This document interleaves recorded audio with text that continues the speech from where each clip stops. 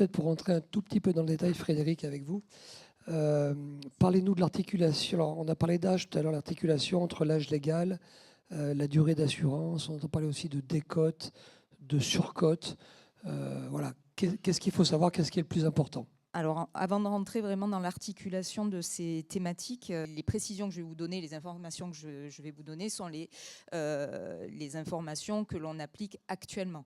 Hein. Ce sont les textes applicables actuellement qui ne prennent pas en compte la proposition de suspension de la réforme des retraites qui a été proposée là dernièrement et qui fait l'objet actuellement d'un débat parlementaire. Donc on est sur ce qui avait été modifié à l'époque du gouvernement Borne. Là, on reste sur effectivement la réforme de la retraite de 2023.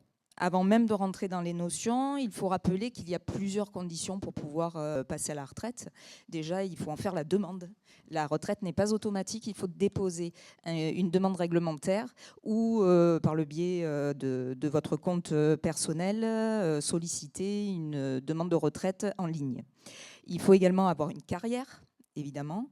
Il faut cesser son activité et il faut atteindre l'âge légal. Alors, qu'est-ce que l'âge légal? L'âge légal, c'est le minimum, l'âge minimum pour pouvoir prétendre à la retraite. Alors, cet âge est déterminé en fonction de l'année de naissance de l'assuré.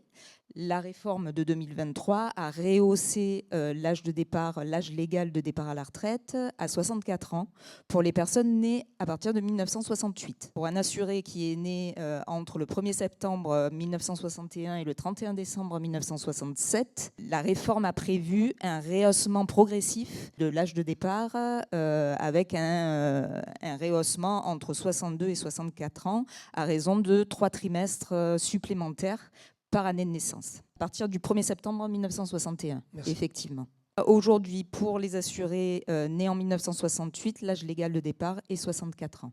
Mais attention, cet âge légal ne donne pas droit automatiquement à une retraite pleine, c'est-à-dire entière. Il faut aussi acquérir un certain nombre de trimestres, une durée d'assurance, qui va dépendre là aussi de l'année de naissance de l'assuré. Donc, la réforme des retraites de 2023 a également, à côté de la rehausse de l'âge, a également augmenté cette durée d'assurance qui est passée donc à 172 trimestres pour un assuré né en 1965.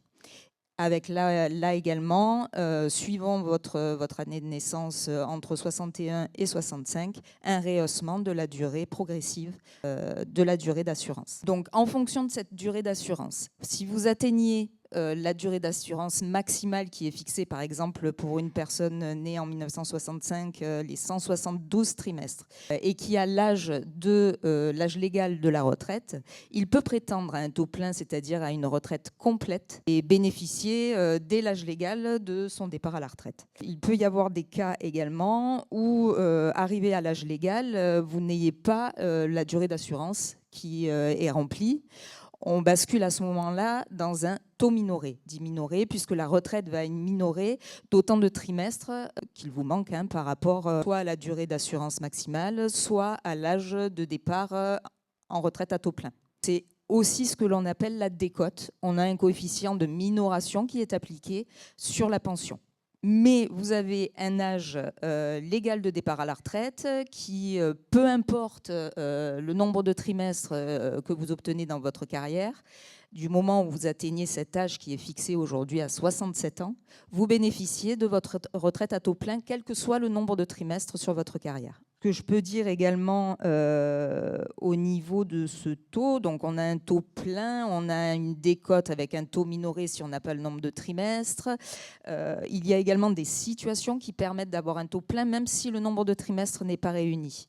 Ce sont des situations comme les titulaires d'une pension d'invalidité, les titulaires de l'allocation adulte handicapé ou encore les personnes qui sont reconnues inaptes à l'âge légal. La minoration d'un trimestre est fixée à 0,625%. Le nombre de trimestres qui va être en moins par rapport à la durée d'assurance maximale est multiplié par ce coefficient de minoration.